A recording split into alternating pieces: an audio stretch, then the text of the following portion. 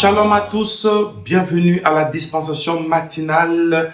Voici la grâce qui se manifeste par notre réveil matinal ou par ces changements de date ou encore par ces nouveaux jours. Bien-aimés, la première des choses à faire dès le matin, c'est de dire merci à notre Seigneur Jésus-Christ pour son amour, pour sa grâce et pour sa bienveillance. Nous sommes comptés parmi les vivants. C'est le témoignage de la longévité. C'est le témoignage de la robustesse que notre Seigneur, par sa souveraineté, nous a octroyé. Disons-lui merci, Seigneur Jésus-Christ. Alors prions et c'est parti.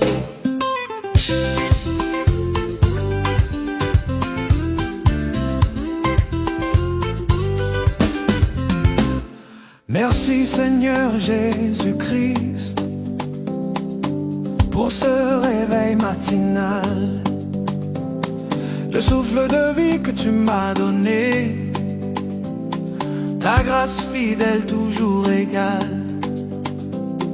Quand mes yeux s'ouvrent à la lumière, c'est ton amour que je vois. Tu m'as gardé toute la nuit, mon âme se réjouit en toi. Oh, merci Seigneur Jésus-Christ pour ce réveil matinal. Mon cœur s'élève, ma voix te bénit.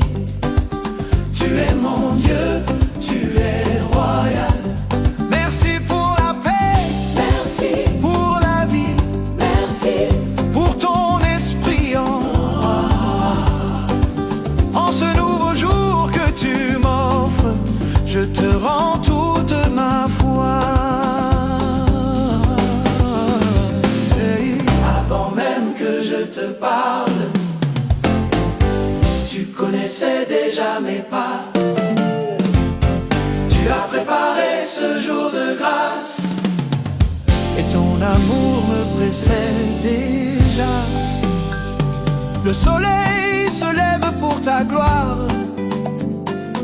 la création te rend honneur. Moi aussi Seigneur ce matin, je t'offre un chant de reconnaissance et de ferveur. Hey, merci Seigneur Jésus-Christ. Hey, pour ce réveil matinal, mon esprit t'adore, mon âme te suit. Tu es mon refuge éternel. Merci pour la force, merci pour l'espoir, merci pour ta fidélité. Entre tes mains je remets ce jour, conduis-moi dans ta volonté. Chaque matin tu es le même, hier, aujourd'hui, éternellement. Mon premier mot, mon premier chant, c'est pour toi Jésus, mon roi vivant. Merci Seigneur Jésus-Christ pour ce réveil matinal. Que ce jour commence avec toi et se termine dans ta paix totale. Merci Seigneur Jésus-Christ pour ce réveil matinal. Terre s'élève, Maïma, tu es nous. Cher, tu es royal.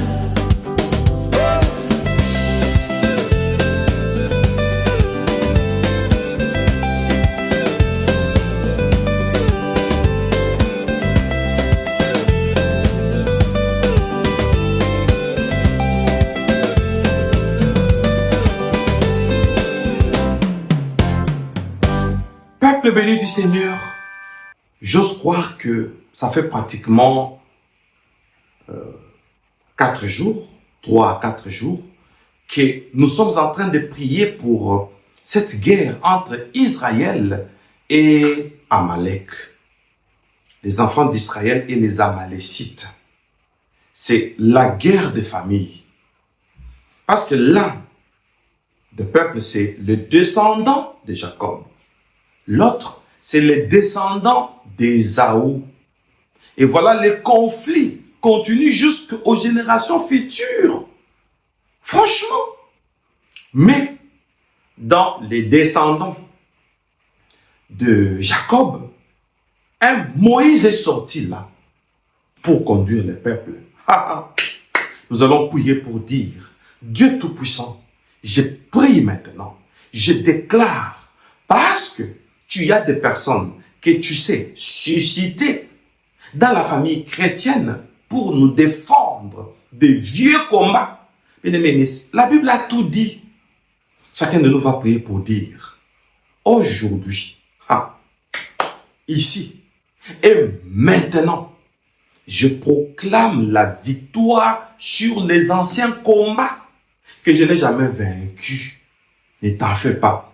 Dieu sait susciter des personnes qui vont lever les mains pour toi, pour que tu puisses vaincre ce qui t'a vaincu depuis 4 siècles. Ça, c'est l'histoire d'Israël. Donc, tout est dans la Bible. Tu n'es pas la première personne à être victime de certains vieux combats qui finissent difficilement. Ne vous en faites pas. Il y a des personnes que Dieu a établies. C'est nous. Et pendant que tu es en train de prier déjà sur le vieux combat, des combats d'enfance, des combats de famille, des combats de votre tribu, moi je lève mes mains. Alléluia. Ce combat-là sera vaincu. Est-ce qu'on peut prier? Moi je garde mes mains levées et je prie avec vous. Nous prions tous ensemble au nom de Jésus-Christ. Tous ces vieux combats sont vaincus. Déclarons-le et c'est parti.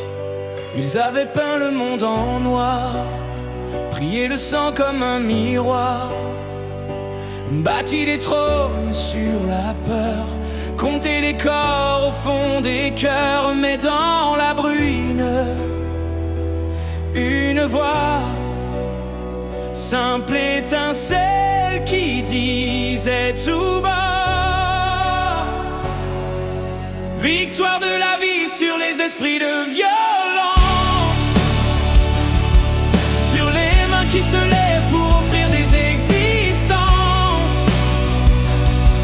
plus de corps en offrande à leur fausse délivrance, victoire de la vie, victoire de la vie, sur les dieux de souffrance. Ils promettaient l'aube après l'enfer, des paradis pleins de cimetières. On leur a rendu leurs autels, brisé les chaînes, rallumé le ciel. Au bord du gouffre, on s'est tenu droit, un seul lacet qui a tout renversé. Tu vois, victoire de la vie sur les esprits de violence, sur les livres gravés d'ordre et d'obéissance, plus de chair sous leur couteau, plus de gloire à leur silence, victoire de la vie, victoire de la vie, sur leur sein de démence.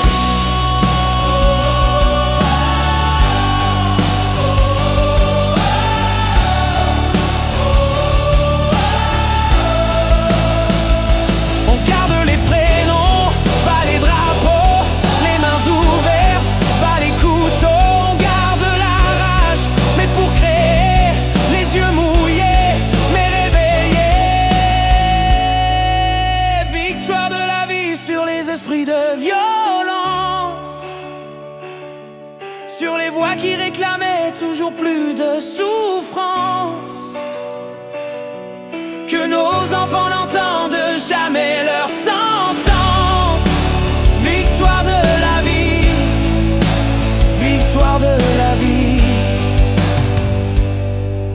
notre dernière insoumise alliance.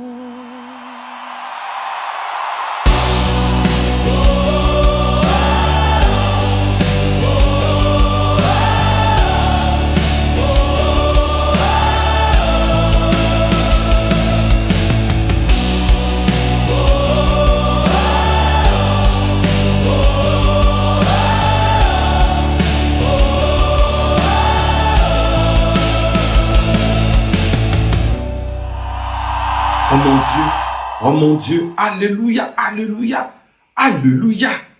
Peuple béni du Seigneur, le main de Moïse était toujours levée. Bien-aimé, pendant qu'il se battait, Moïse n'était pas sur le terrain. Pendant qu'il se battait, Moïse était à la montagne, assis sur une pierre. Est-ce que vous savez que c'est possible que ma connexion avec Dieu devienne votre secret de victoire? Est-ce que vous savez que nous sommes mandatés pour que vous, sur le terrain, vous puissiez vivre le miracle? Je lève ma main. Je déclare au nom de Jésus-Christ, toute brebis qui fait partie de notre bergerie, au nom de Jésus-Christ, d'ailleurs Dieu m'avait promis, parmi nous, il n'y aura pas de mort. Oui, je reconnais que pendant d'abord, j'ai 40 ans dans le Seigneur. Je commence à servir Dieu. Étant tout petit, l'œuvre de Dieu a commencé, j'étais tout petit, jusqu'à ce que j'ai été, enfin, consacré. Et là, nous sommes en 1998. J'ai reçu l'onction d'huile. Déjà, l'an 2000, cette vision avait déjà commencé. En 1998, oui, exactement, j'ai été consacré. J'ai été oint d'huile. Alors, j'ai une onction qui a qui a pratiquement 28 ans. Bien aimé, et on est resté dans le Seigneur. C'est pour vous. Je vous dis, nous sommes établis pour vous. Ainsi, je disais, mes mains sont levées.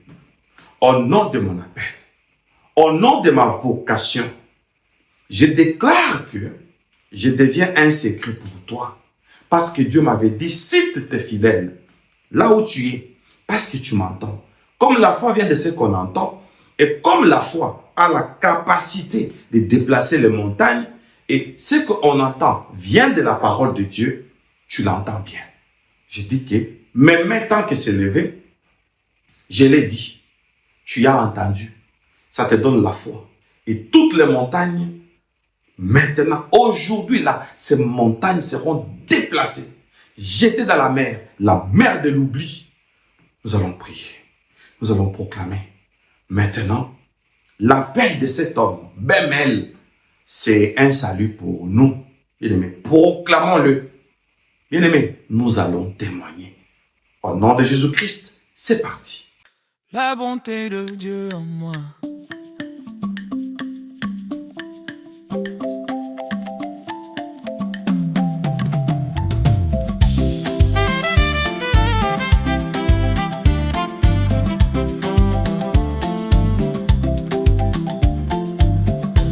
La bonté de Dieu est placée en moi. Avant mes combats, avant mes faux pas, quand il m'a façonné dans le secret, Dieu a regardé et tout était parfait. Je ne suis pas le fruit du hasard, je suis l'œuvre de ses mains, son regard. Même brisé, même incompris, sa voix en moi ne s'est jamais tue. La bonté de Dieu est en moi, Dieu a déclaré que tout en moi est bon. Aucune voix ne peut changer cela, je porte en moi. La bonté de Dieu est en moi, Dieu a déclaré que tout en moi est bon. Qu'on me minimise ou qu'on me rejette, il y a une référence au-dessus des hommes. C'est Dieu lui-même qui m'a fait à son image, et sa perfection me restaure encore. Cette capacité déposée en moi renouvelle la dimension divine sur ma vie. Je marche avec l'empreinte du ciel, marquée par l'Éternel, scellée par l'Esprit. Même quand le monde dit tu n'es pas assez, Dieu dit tu es exactement ce que j'ai voulu. Même quand les portes se ferment par rejet, la perfection de Dieu me relève et me restaure. ressemble à Dieu. Je porte sa gloire, je marche restauré, libéré de tous les rejets. La bonté de Dieu est en moi, et personne ne pourra modifier cela. Je suis restauré par sa perfection, aligné à la référence suprême Dieu. Rejeté peut-être par les hommes, mais accepté pour l'éternité, car Dieu a trouvé que tout en moi était bon. Tout est bon, tout est bon, ce que Dieu a fait de moi est bon.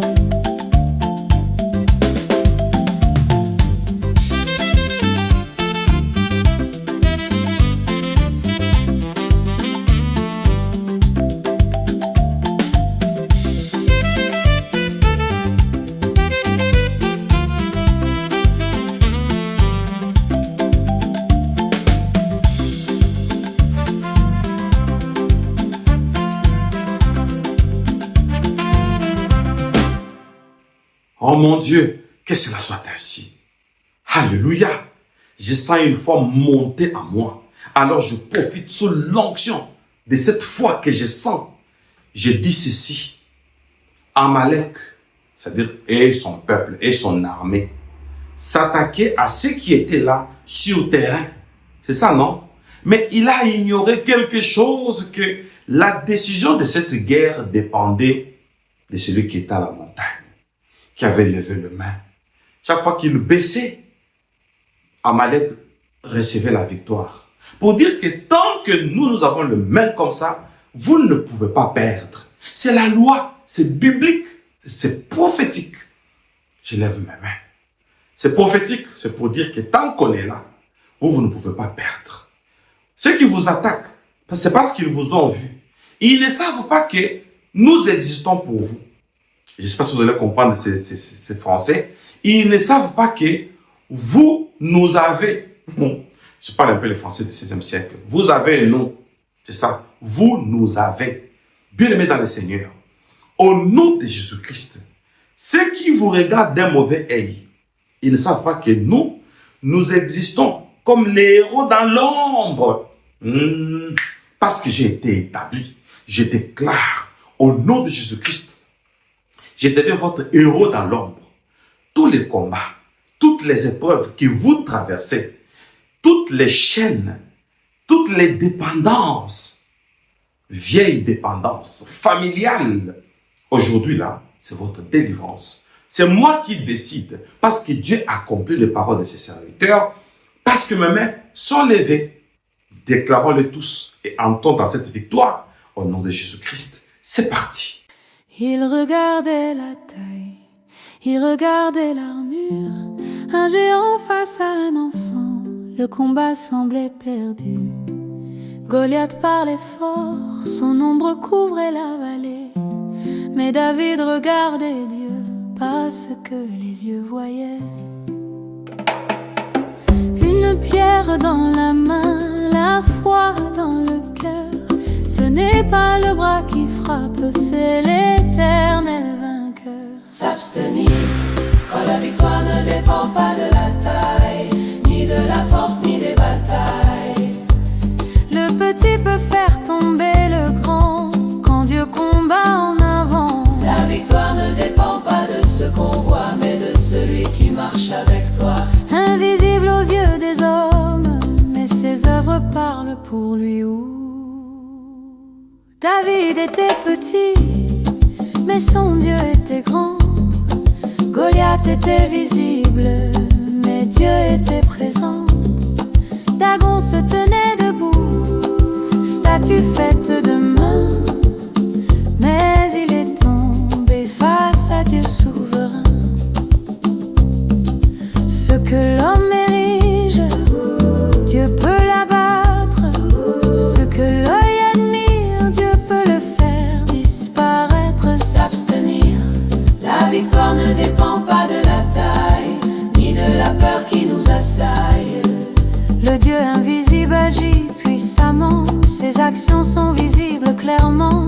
La victoire ne dépend pas des géants, mais du Dieu qui ouvre les chemins.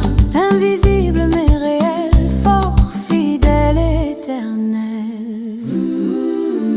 peur ne sert à rien. La peur ne sert à rien. Si Dieu est pour nous, Qui sera contre nous? même si tout tremble autour de toi, Tiens-toi debout. avance par la foi. La victoire est dans ce Dieu invisible, La victoire est dans ce Dieu invisible, qui accomplit des œuvres visibles. qui accomplit des œuvres visibles. Ce n'est pas la taille qui décide, C'est la foi qui nous guide. courage enfant de Dieu, avancez sans crainte. Le même Dieu combat encore et sans limite. La victoire est déjà acquise. Au nom du Dieu de David. Courage à tous les enfants de Dieu. La peur ne sert à rien. Notre victoire est certaine. La peur ne sert à rien. Notre victoire est certaine. Peuple béni du Seigneur, notre attention, s'il vous plaît. Je garde mes mains levées pour dire à quelqu'un, lorsqu'il y a eu la guerre entre Israël et Amalek, où les enfants d'Israël et les Amalécites, bien aimés, est-ce que vous savez que les Amalécites, c'était toute une armée, mais Israël, c'était des simples individus. Je crois que vous devez le savoir. Sachons-le et retenons-le. Dans le combat spirituel, ça ne demande pas nécessairement d'être armé physiquement. Non. Dans le combat spirituel, regardez, Israël n'était pas militaire, mais ils ont vaincu des militaires. Oh mon Dieu! Pour dire que notre onction, c'est plus fort que même une armée formée. Voilà pourquoi David a fait tomber un soldat philistin qui était Goliath. Mais David n'était pas un militaire. Pour dire que le nombre de personnes qui font une coalition pour nous attaquer, la victoire n'est pas dans le nombre. La victoire est cachée dans celui que Dieu a élevé dans la communauté. Voilà pourquoi il était assis sur la pierre. Pour dire que, voilà, c'est un combat de l'Église. Nous sommes établis sur l'Église. Lorsque nous proclamons, le peuple va vaincre. Même s'il s'agit des militaires. Alors je déclare tous les géants de ta famille. Je déclare tous les ennemis formés pour nuire étant dans ta famille, travaillant dans la franc-maçonnerie, Rose-Croix. Il y a beaucoup de pratiques mystiques. D'autres récemment sont entrés même dans la cabale juive et ils finissent maintenant par commencer à faire des sacrifices des membres de famille. Quelles que soient les pratiques occultes qu'ils utilisent, au nom de Jésus-Christ, nous proclamons au nom de Jésus que ils ont perdu. Vous avez gagné parce que nous sommes établis au nom de Jésus-Christ. Proclamons-le tous ensemble, quel que soit le nombre de géants qui se sont levés. Ce sont des montagnes. Aujourd'hui, seront jetés dans la mer de l'oubli. Proclamons-le au nom puissant de Jésus-Christ. C'est parti.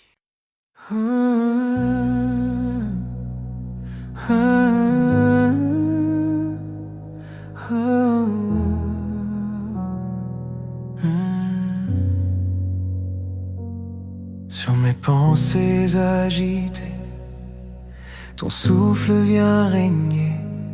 Tout ce qui joue avec la peur, tu l'effaces, tout sauveur. Toute influence de peur est neutralisée. Chaque mensonge en mon cœur, tu viens le démasquer. Les pensées d'inquiétude perdent leur roi. Dans le calme de ta présence, tu restes avec moi. Que ta paix descende sur mon esprit troublé, que ta main me prenne quand je tremble égaré, face aux doutes qui brisent ma foi, ta confiance s'établit en moi et je respire dans ta paix qui descend sur moi. Sur les nuits d'anxiété, ta lumière se pose, les scénarios du futur se fanent, quelque chose change au fond de ma poitrine. Tu viens t'asseoir, toute crainte de l'avenir se perd dans ton regard. Que ta paix descende sur mon esprit troublé, que ta main me prenne quand je tremble égaré, face aux doutes qui brisent ma foi, ta confiance s'établit en moi et je respire dans ta paix qui descend sur moi. Dans les cœurs fatigués par l'attente, tu relèves l'espérance. Tu réveilles les promesses endormies, tu écris une nouvelle phrase. Quand je ne vois plus la route, tu ouvres un chemin. Tu prends mes fardeaux, mes doutes, tu les serres dans tes mains. Oh oui.